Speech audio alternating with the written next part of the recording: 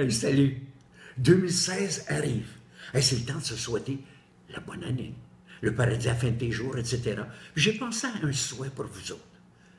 Il est un peu original, un peu peut-être difficile à comprendre, mais je vais prendre le temps de vous l'expliquer. Ce que je souhaite, un premier temps, parce que mon souhait, il y a deux temps.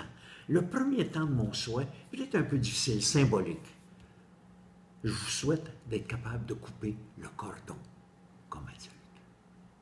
D'être capable un jour de faire en sorte que vos relations soient avec autrui des relations d'adultes.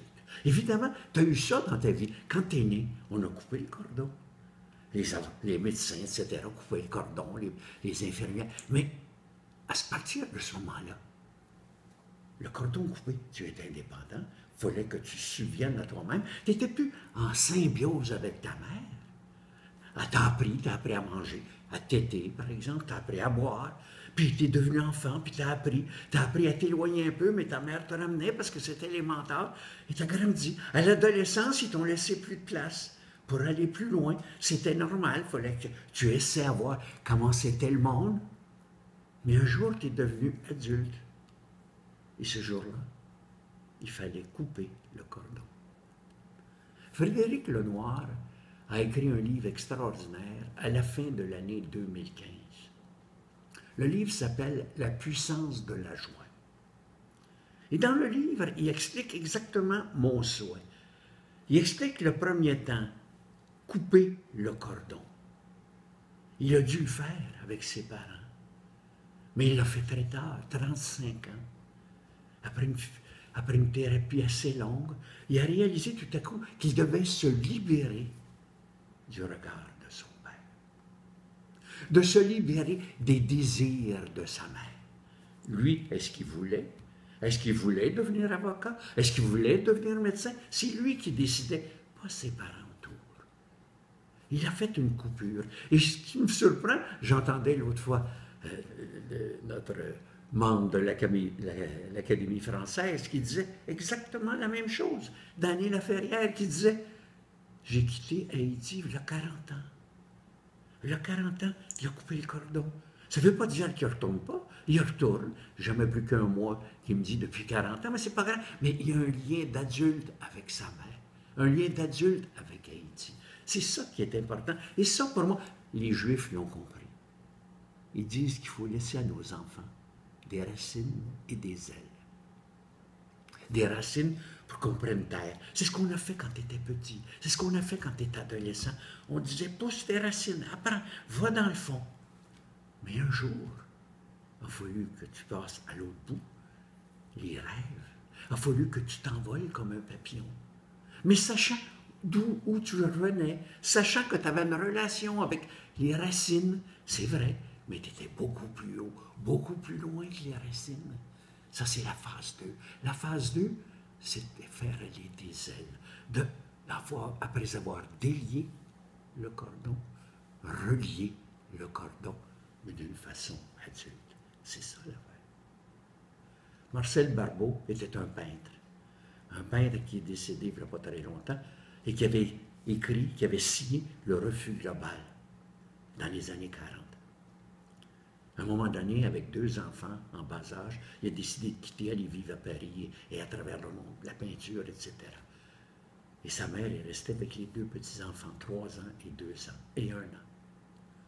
Elle était dans les Laurentides.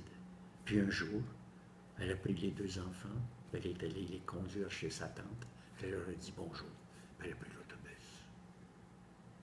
Puis elle n'est jamais revenue.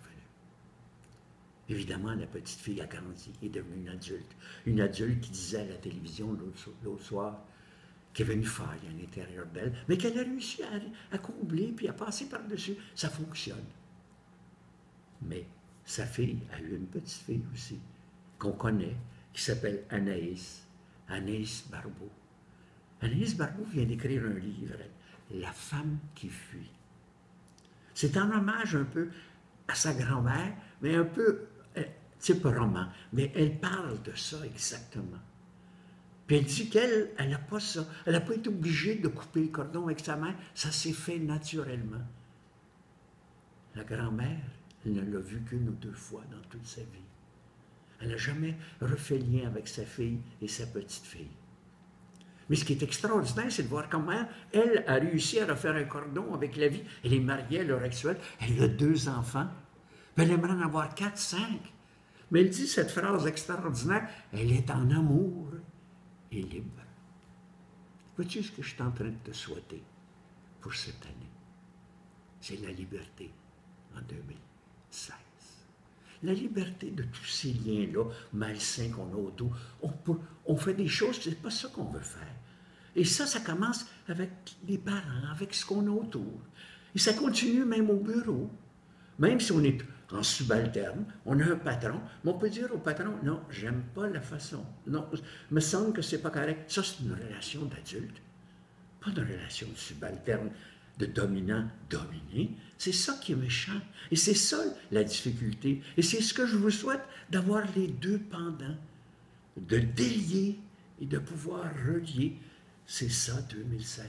Oh, c'est un exercice. Tu ne prends pas une résolution comme une diète ou quoi que ce soit. Non, c'est plus profond que ça.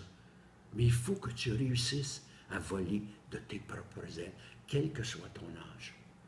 Et c'est dans ce sens-là que mes souhaits pour 2016, c'est tâcher d'être capable de délier les relations qui sont malsaines pour toi. Tu n'es pas obligé de faire la médecine. Tu n'es pas obligé de travailler là. Tu n'es pas obligé, tu peux dire au patron, j'aime pas ça, je vais me trouver autre chose. Dans l'entreprise, c'est grand une entreprise. C'est ça que ça veut dire. Que je te le souhaite en 2016. En fait, ce que je te souhaite en 2016, la liberté d'être